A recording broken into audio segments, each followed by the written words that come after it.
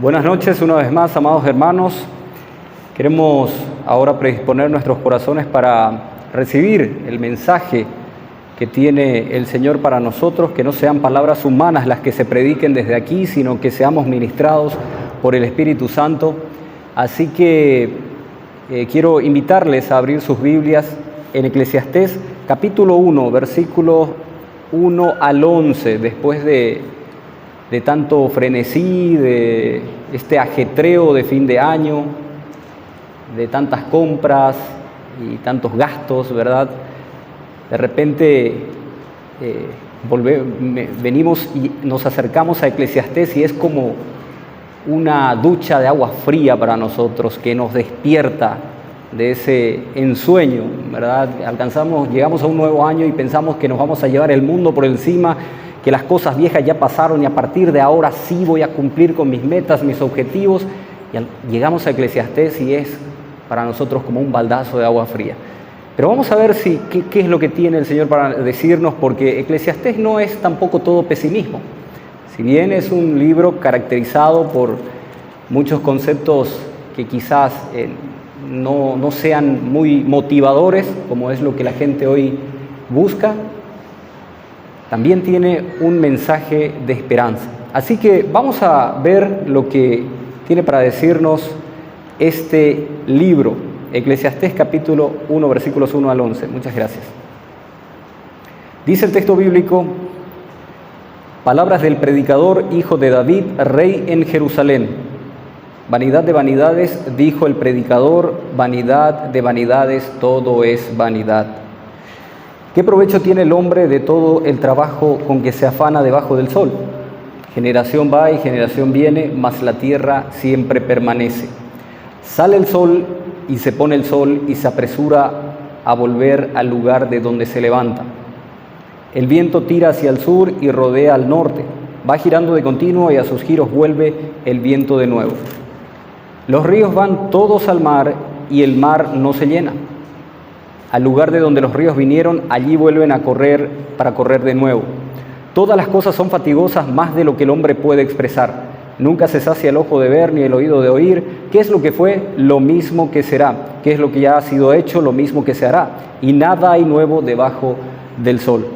¿Hay algo de que se puede decir, he aquí esto es nuevo? Ya fue en los siglos que nos han precedido. No hay memoria de lo que precedió, ni tampoco de lo que sucederá habrá memoria en los que serán después. Que el Señor bendiga su santa y eterna palabra. Vamos a orar. Señor y Padre nuestro, en este tiempo en que nos predisponemos a escudriñar tu palabra, descubrir el mensaje que tienes para tu pueblo, queremos pedirte la dirección de tu Espíritu Santo. Como predicador de este mensaje, Padre amado, reconozco mi insuficiencia. Si no es por tu Espíritu Santo, este mensaje será palabra vana. Mas confiamos, Señor, en que tú estarás en medio de nosotros y mis hermanos serán ministrados con tu palabra. Te pedimos, Señor, que esto que vamos a escuchar no solamente quede al nivel del intelecto, sino que pueda descender al corazón y pueda producir el resultado que tú esperas para tu pueblo. Porque te lo pedimos en el nombre de nuestro Señor Jesucristo, para tu gloria y honra. Amén. Eclesiastés. Este libro en el original tiene por nombre Cogelet. O sea, si nosotros vamos al hebreo, el nombre es Cogelet, que la versión griega luego la tradujo en Eclesiastés. Eclesiastés significa alguien que convoca a una reunión para hablar en medio de la asamblea.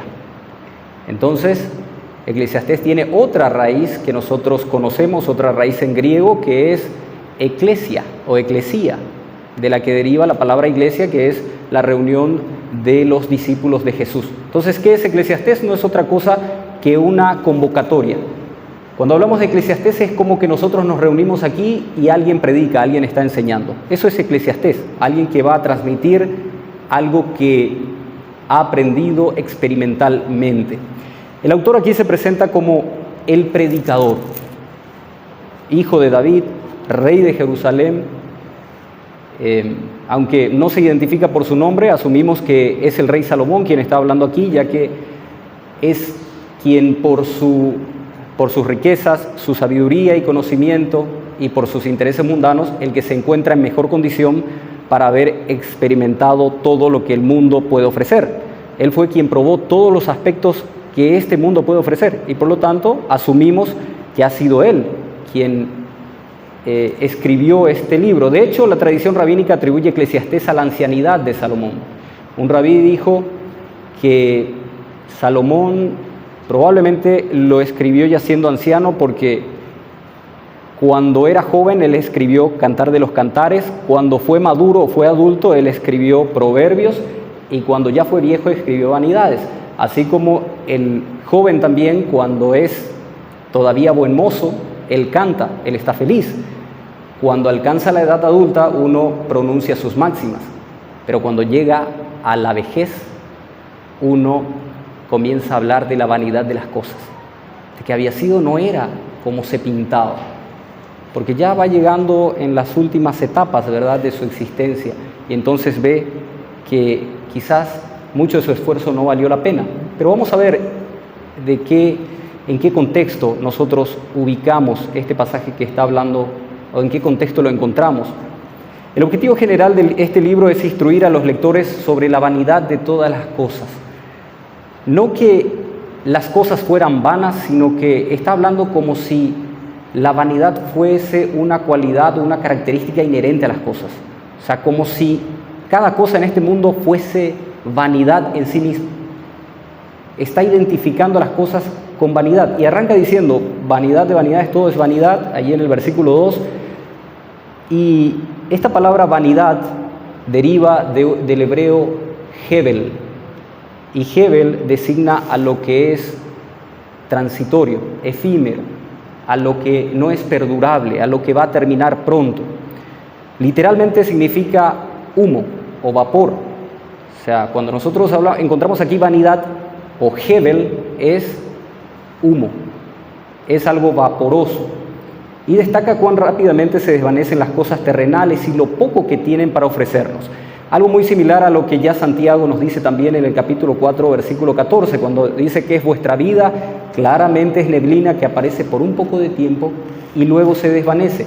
Y el autor utiliza aquí una especie de superlativo. Cuando él dice vanidad de vanidades, está enfatizando de que las cosas tienen mucha vanidad en sí mismas. Ahora, hay que aclarar que aquí el autor no se está refiriendo a que el universo entero sea vano, sino que específicamente se está refiriendo a las actividades terrenales del ser humano, a las actividades que se realizan en este mundo.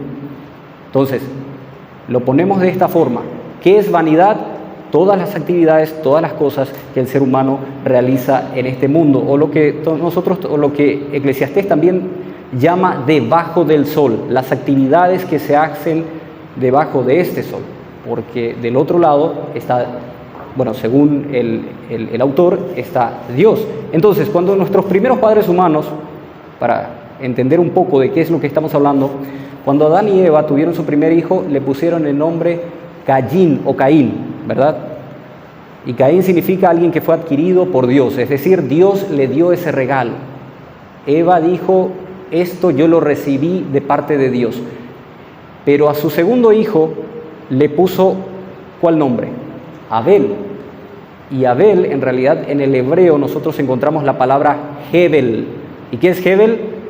Algo efímero, algo que se esfuma, es un vapor, algo sin importancia. Ahora uno se puede preguntar, ¿pero cómo es posible que una madre le ponga ese nombre a su hijo? Hebel, alguien que es transitorio, que no va a durar. Evidentemente, la primera mujer estaba diciendo que los hijos son una herencia de Dios, son un regalo de Dios, pero obviamente los hijos no van a durar para siempre, no van a estar siempre con nosotros. Y el tiempo pasa rápido, hermanos. Hasta hace poco, Albita, mi hija, era una bebé a quien se le podía cargar, ahora ya tiene 6 años, el tiempo pasó volando. Profe Nelson Casco, Nelson Ortiz, ¿verdad? Tienen ahora mujeres ya grandes, adultas prácticamente, con una vida ya de madurez completa, ¿verdad? Ya son mujeres. Y nos damos cuenta de cuán rápido pasó el tiempo. Entonces es algo vaporoso. ¿Qué es vanidad? Es algo que se evapora, que va rápido, no es perdurable. De manera que esto es lo que quiso decirnos Eva cuando le dio esos nombres a sus hijos. Los hijos vienen de Dios, pero los hijos son transitorios, pasan rápido. Y probablemente nosotros pasemos antes que ellos, ¿verdad? Ahora, la idea aquí es, hermanos amados, a lo que nos quiere llevar el autor de Eclesiastés, es a reflexionar acerca de la mortalidad de la vida, de que todos vamos a llegar a morir en algún tiempo. ¿Cómo es posible que el primer mensaje de Año Nuevo trate de la mortalidad, de verdad, de que vamos a llegar a morir? Pero vamos a ver cuán importante es reflexionar acerca de este evento que es inevitable, porque si hay algo seguro en la vida es que todos vamos a partir, que todos vamos a morir. Entonces,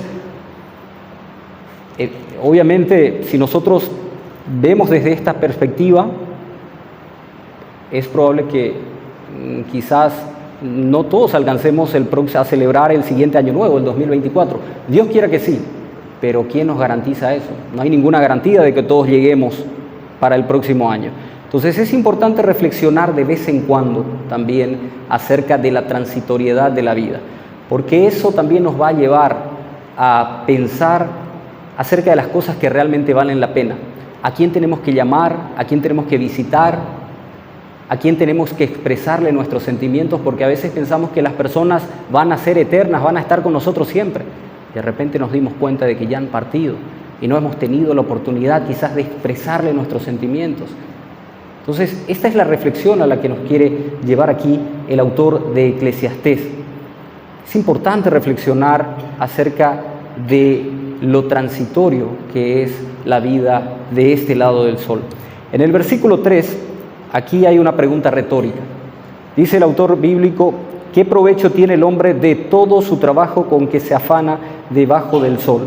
En otras palabras, si la vida es transitoria, si la vida es efímera, entonces, ¿de qué sirve haber trabajado tanto? ¿De qué sirve esforzarse? ¿Verdad? Y se está refiriendo, lo que hay que entender aquí es que se está refiriendo no al trabajo como un medio, porque obviamente el trabajo sí tiene su recompensa y sí tiene una ganancia, es decir, podemos obtener ventaja del trabajo. A lo que se está refiriendo es a ver el trabajo como un fin en sí mismo, como algo que nos puede traer la felicidad. Porque si nosotros vamos a Proverbios capítulo 14, versículo 23, noten ustedes lo que dice el mismo autor. Estamos hablando de Salomón, ¿verdad? Proverbios capítulo 14, versículo 23, nos dice el autor bíblico: en toda labor hay fruto. O sea, todo trabajo realizado en forma diligente y con esfuerzo, obviamente tiene su recompensa. Pero luego encontramos aquí de qué provecho saca el hombre en todo aquel que se afana. Es decir, obviamente está hablando el autor en contextos completamente diferentes. Por un lado dice que el trabajo es útil para que nosotros nos ganemos el pan de cada día. Obviamente vamos a comer el pan con el sudor de nuestra frente, eso está en Génesis. Pero por el otro lado también nos dice que el trabajo no es suficiente para darnos la satisfacción que esperamos en esta vida. En otras palabras, si nosotros queremos parafrasear quizás esta pregunta, pudiéramos preguntarnos qué felicidad y qué gozo se le conceden al ser humano del trabajo que realiza. Porque algunos piensan que pueden obtener gozo y felicidad perdurables a través del trabajo, a través del esfuerzo. Sin embargo, si todo es para el hombre Hebel, es decir, si el hombre es un ser para la muerte, dice aquí, se pregunta el autor de Eclesiastés, ¿cuál es la felicidad que podemos encontrar? Si de todos modos vamos a partir. Porque, hermanos amados, muchos ven en el trabajo o en las actividades que realizan una oportunidad para ser felices o para una realización plena. ¿Sí o no? Se esfuerzan porque quieren ser alguien en la vida. Se esfuerzan porque piensan que van a encontrar una satisfacción perdurable en su vida. Y por eso se trabaja mucho. La gente hasta no asiste a la iglesia por su trabajo.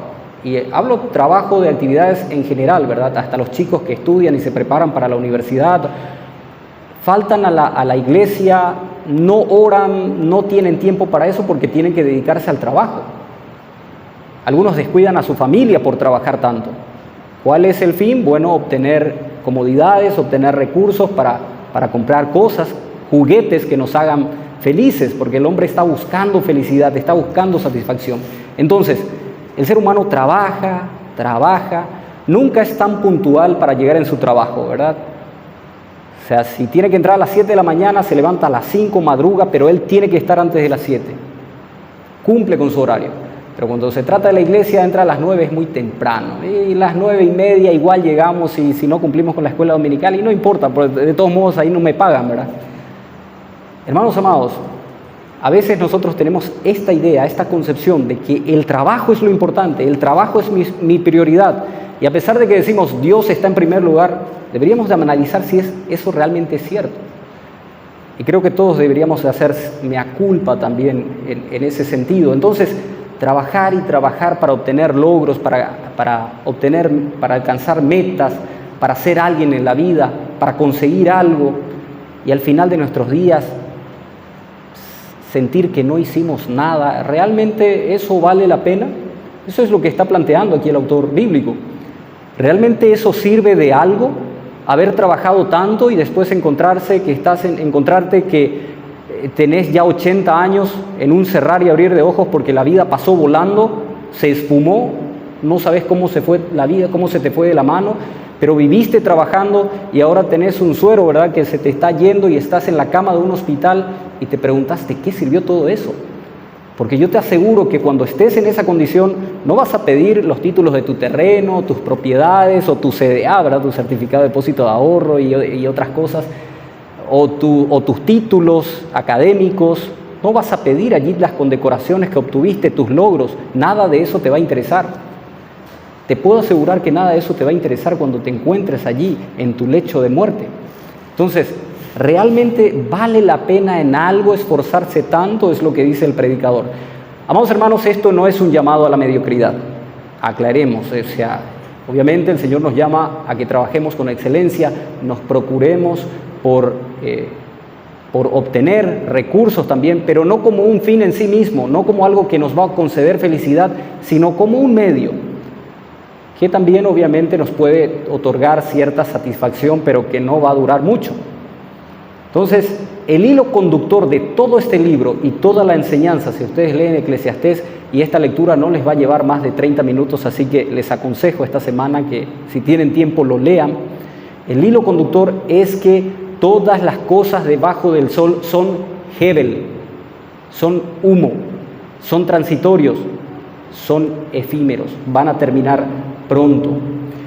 Y esa es la idea realmente que carcome al ser humano, hermanos.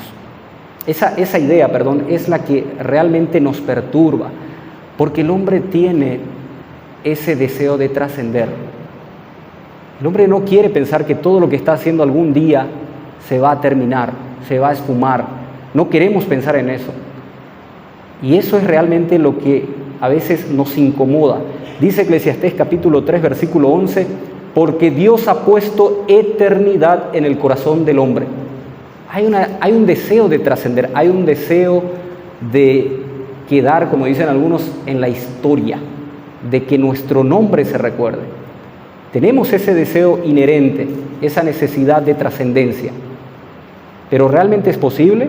Bueno, vamos a seguir leyendo nuestro pasaje. El hombre es un hombre que busca siempre su propósito. Cuando nosotros llegamos a este nuevo año, muchos habrán establecido o se habrán fijado sus nuevas metas, ¿verdad? Porque el año anterior ya pasó y bueno, nos frustramos con muchas metas y objetivos que al final no alcanzamos. Pero ahora sí va en serio. Voy a comenzar la dieta, ahora sí voy a estudiar y meterle en serio, voy a terminar la carrera, voy a terminar la tesis. Esta vez sí voy a hacer ejercicio, voy a comer bien, ¿verdad? Esas son metas y propósitos a veces u objetivos que nos establecemos cuando entra un nuevo año. ¿Qué más? Este año voy a aprender inglés, ¿verdad? ¿Cuántas veces con Alba nos propusimos eso y hasta ahora? En fin, nos proponemos, tenemos metas y objetivos, pero en realidad todo eso, amados hermanos, apunta a algo. Apunta a un propósito, que nuestra vida tenga sentido. Lo que queremos en realidad con todas esas cosas es que nuestra vida tenga un sentido, tenga propósito. O sea, todo responde a eso, a la búsqueda de sentido. Lamentablemente muchos están buscando ese propósito en los lugares equivocados.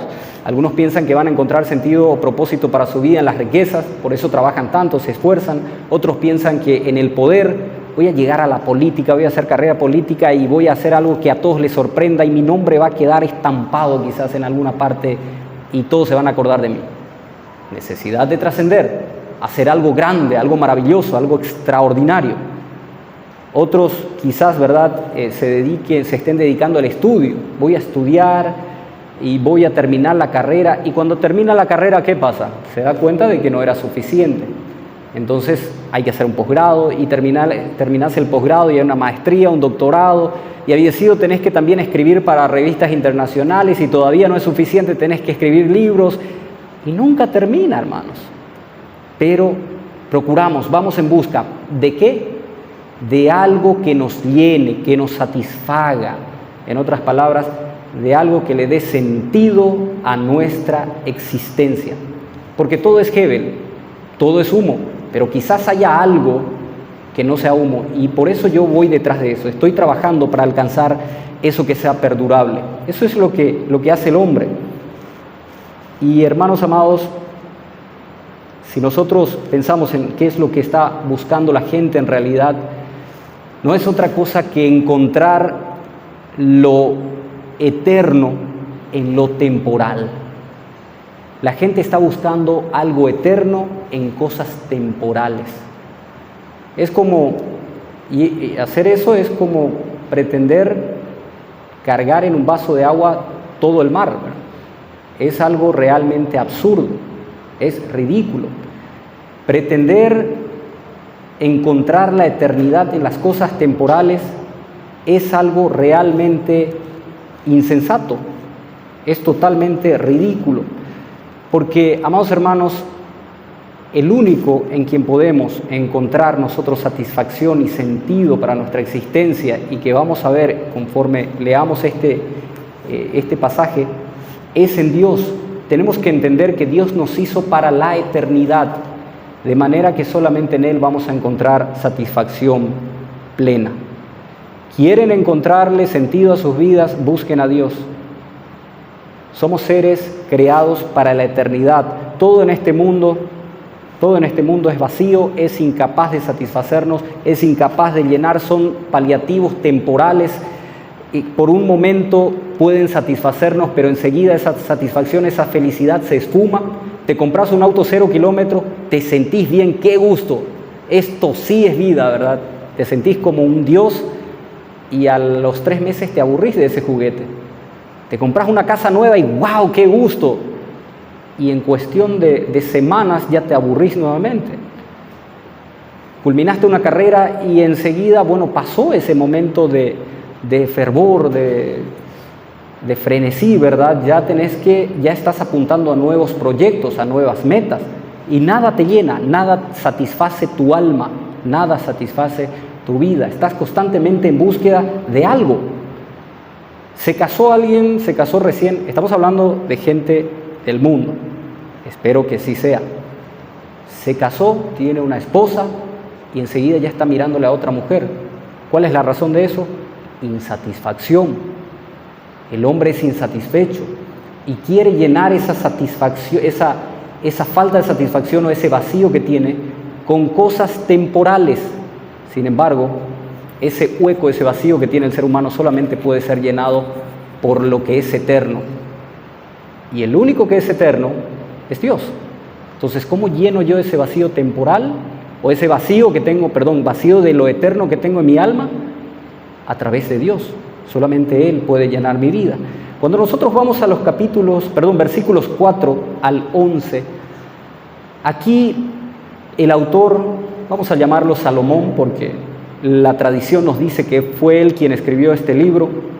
Entonces, cuando vamos nosotros a los versículos 4 al 11, encontramos un poema.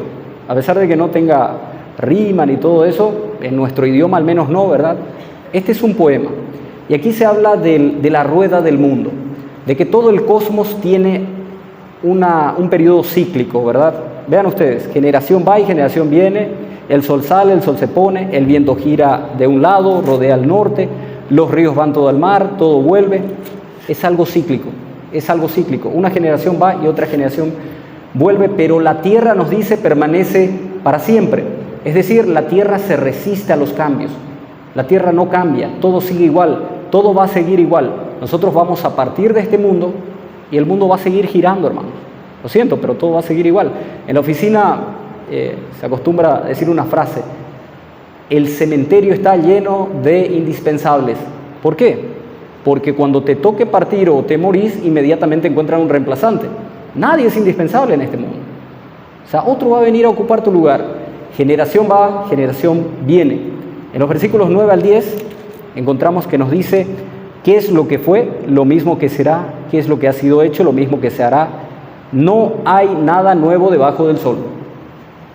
Uno puede decir, pero ¿cómo que no hay nada nuevo? ¿Y qué con los avances de la ciencia, la tecnología? Y ahora tenemos aviones y podemos comunicarnos en forma telemática a otros países. ¿Acaso el mundo no está cambiando? En absoluto. Amados hermanos, todo lo que el hombre está haciendo, el hombre, de hecho, apenas está descubriendo todo lo que Dios ya hizo. Recordemos, Él es el Dios que creó los cielos y la tierra. No hay nada nuevo que nosotros vayamos a hacer que Él ya no lo haya establecido en su plan soberano. Entonces, nada cambia, no hay nada nuevo debajo del sol. Lo siento, nosotros vamos a pasar, el mundo va a continuar con su curso normal, pero muchos se esfuerzan todavía por dejar una marca, ¿verdad? O sea, nosotros queremos dejar algo, un legado, que todos se acuerden de nosotros mañana. O sea, cuando nos toque partir, que todos digan, Él hizo esto, Él alcanzó esta proeza, Él cumplió con estos, Él alcanzó lo inalcanzable. Su nombre fue escrito en el récord de Guinness. Eso es lo que la gente, muchos buscan, ¿verdad? O sea, se esfuerzan por hacer algo extraordinario. ¿Cuál es el deseo de eso? ¿Cuál es el deseo que está detrás de eso? Es la trascendencia, trascender. Pero, amados hermanos, el tiempo va a pasar y el recuerdo de nuestras proezas, de todo lo que hagamos, también va a pasar. Ahora, por ejemplo, se está hablando de Argentina campeón, ¿verdad? De los jugadores de Argentina. Y todos están hablando de que esos chicos quedaron para la historia, quedaron para la posteridad, ¿sí? Un Messi, ¿verdad? Que nunca se va a olvidar de ellos porque su nombre fue escrito en la historia y las generaciones lo van a recordar por siempre. Quizás sí o quizás no. Pero yo les pregunto, y aparte del profe Nelson Casco, que yo sé que conoce mucho de historia deportiva, ¿alguien sabe quién fue Obdulio Varela? Profe Nelson Ortiz. Obdulio Varela fue el capitán de la selección uruguaya que le ganó a Brasil el campeonato mundial en aquel histórico conocido como el Maracanazo. Le arrebató a Brasil la Copa del Mundo. Y Obdulio Varela no solamente fue el capitán, fue la figura del partido y también el mejor jugador de aquel campeonato. En otras palabras, fue el mejor jugador del mundo en su historia. ¿Cuándo fue eso? En 1950. ¿Cuánto pasó? Ni siquiera pasó 100 años, hermanos. ¿Alguien se acuerda de Obdulio Varela?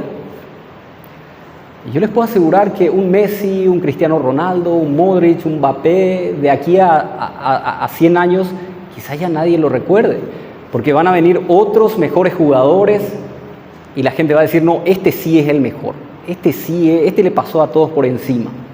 Y los de la generación anterior van a decir, no, ustedes no le conocieron nomás a aquel, como ahora se está diciendo, ¿verdad? Se le presenta a un Messi, no, pero Maradona era el mejor. No, pero Pelé luego le pasó a toditos. Porque las generaciones son egoístas con las otras generaciones, ¿verdad? Acostumbramos decir que siempre nuestra generación fue la mejor. ¿Acaso no? Nuestros abuelos siempre dicen, no, en nuestra generación los chicos eran educados, la gente era más decente, ahora todo se desbordó, ahora la gente cada vez es más inmoral, es más perversa. ¿Pero eso es cierto? ¿Es cierto realmente? Probablemente nosotros cuando lleguemos a abuelos, también pensemos así de esta generación, de la generación nueva que surja para cuando eso, de la generación de nuestros hijos, ¿verdad? Y les vamos a decir, no, nuestra generación fue la mejor. Quiero que que escuchen algo que dijo, una frase que pronunció un hombre hace algunos años atrás. Dice, hablando de su generación, los jóvenes no tienen control y están siempre de mal humor. Han perdido el respeto a los mayores, no saben lo que es la educación y carecen de toda moral. ¿Saben quién lo dijo? Aristóteles, 4 siglos antes de que... No está hablando de nuestra generación, hermanos. Está hablando de una generación de 4 siglos antes de Jesucristo. Entonces, ¿hay algo nuevo realmente en el hombre? ¿El hombre está cambiando? ¿Está realmente avanzando? En absoluto, seguimos siendo los mismos. El hombre no cambió en absoluto, sigue siendo el mismo ayer, hoy y lo seguirá siendo mañana. Entonces, como dice Eclesiastés, también nos da una respuesta en el capítulo 7, versículo 10, dice, nunca digas, ¿cuál es la causa de que en los tiempos pasados fueron mejores que estos? Porque nunca de esto preguntarás con sabiduría. O sea, en eso no hay sabiduría. Definitivamente, en realidad no hay ninguna generación mejor que la otra. Todas las generaciones son prácticamente iguales. También se habla mucho de que los hijos, ¿verdad? Los niños hoy en día son más avivados.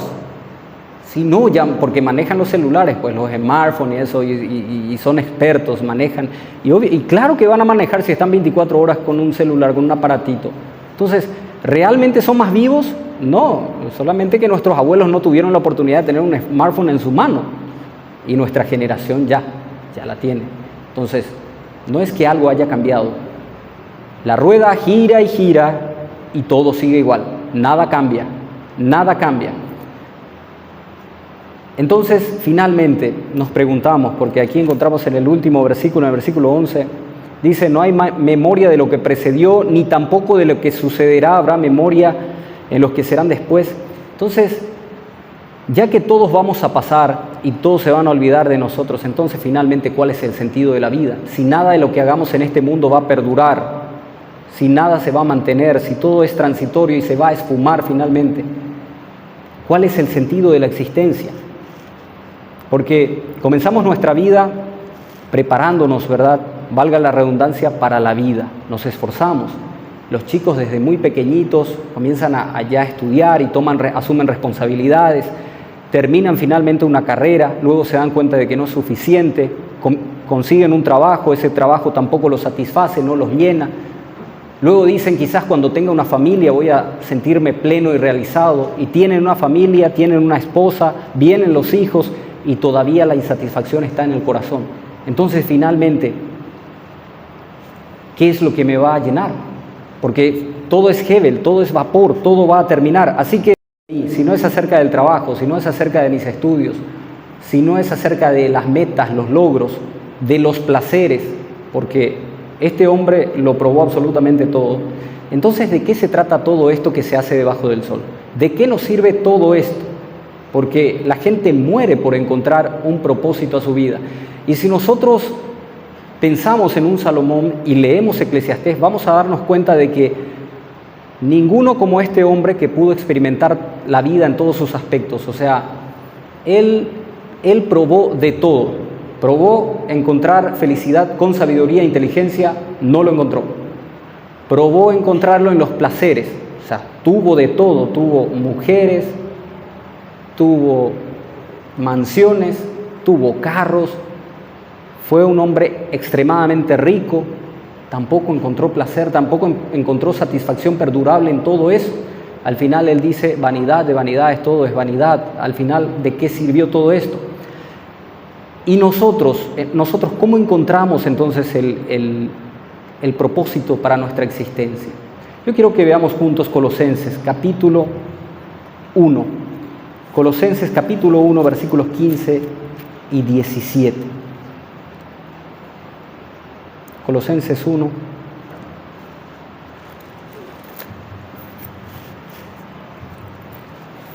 ...15 al 17 dice, refiriéndose a nuestro Señor Jesucristo,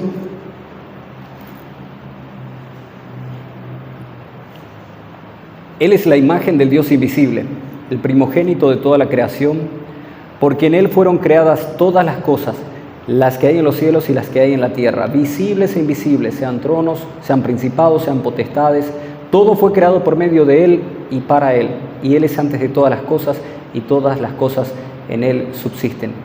Amados hermanos, no podemos encontrar un propósito en otro lugar. ¿Por qué? Porque todas las cosas fueron creadas, ¿para quién? Para Cristo. Vos y yo somos seres creados, fuimos creados por Dios. ¿Para quién? Para Cristo. Y si no estamos en Cristo, nuestra vida nunca va a tener sentido. Lo siento, podés probar todos los placeres del mundo, Salomón lo hizo. Podés probar riquezas, tener todas las riquezas de este mundo, pero al final la mortalidad, la idea de que te vas a morir, te va a traer insatisfacción, va a traer aflicción a tu carne. Te vas a poner triste porque alguna vez todo va a terminar, pero si estás anclado en Cristo, entonces vas a poder encontrar la respuesta para ese vacío enorme que tiene tu corazón. Sin Cristo nada puede encajar en este mundo, nada te puede llenar, nada te va a satisfacer. Él nos adquirió con precio de sangre y somos de Él. Y solamente en Él vamos a encontrar el propósito de nuestra existencia. ¿Cuál es el fin principal del hombre? Glorificar a Dios y gozar de Él para siempre. Solamente en Cristo nuestra vida puede tener sentido. En Primera de Pedro, capítulo 1, versículo 18, vuelve a aparecer la palabra vanidad, pero noten ustedes cómo se expresa. Dice que Jesús vino, ¿para qué? Para rescatarnos de nuestra vana manera de vivir. Sin Cristo todo es vanidad de vanidades. Con Cristo todo tiene sentido. Ver la vida desde esta perspectiva, amados hermanos, realmente cambia todo el panorama.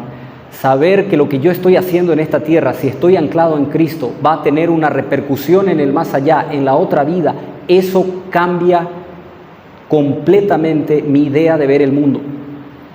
Porque si yo solamente pienso en términos de este mundo, voy a llegar a una conclusión existencialista, pesimista, porque todo va a acabar enseguida, todo se va a esfumar. Pero si yo espero en Cristo, yo sé que todas las cosas que hago en esta tierra va a tener una repercusión eterna y va a tener una recompensa. ¡Qué extraordinario! Y finalmente aquí el autor de Eclesiastés reconoció esa verdad, porque Eclesiastés Salomón es un pesimista en este libro, pero no es un pesimista total, es un pesimista solamente con relación a que la vida pueda obtener satisfacción fuera o aparte de Dios. Pero él finalmente llega a Eclesiastés, llegamos al capítulo 12, versículo 13, y él encuentra el sentido de la vida, el propósito de la existencia. Dice, el fin de todo el discurso oído es este: teme a Dios y guarda sus mandamientos, porque esto es el todo del hombre.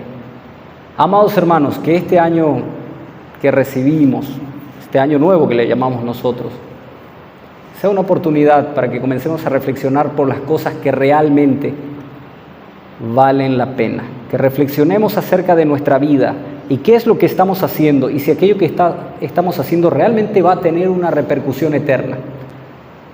Si es así, gloria a Dios. Es en Cristo que vamos a obtener satisfacción, plenitud y propósito. Que el Señor nos bendiga.